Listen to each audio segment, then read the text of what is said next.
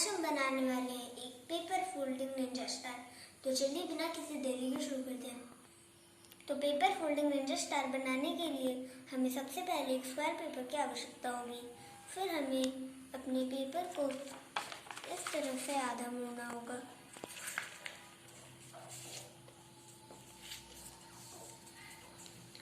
फिर इसे खोलकर ऐसे, फिर दूसरी तरफ से भी इसी तरह से फोल्ड करना होगा।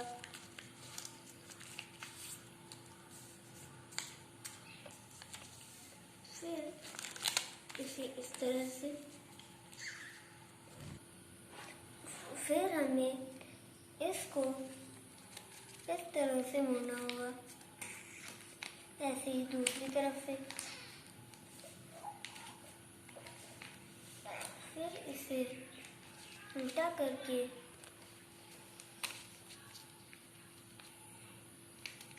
तरह से, ऐसे ही दूसरी तरफ से। तो हमें इसके बाद ऐसे ही दो बनाने हैं। फिर हमें इसको इसके ऊपर रखना है। तो इसको इस तरह से रखने के बाद हमें इसको उठाकर इसके अंदर डालना है। फिर ऐसे ही दूसरे को उठाकर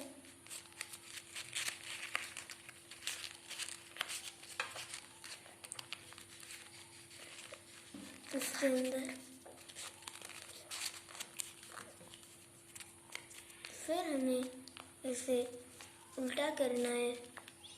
तो इसे उल्टा करने के बाद हमें इसको इसके अंदर घुसाना है और इसको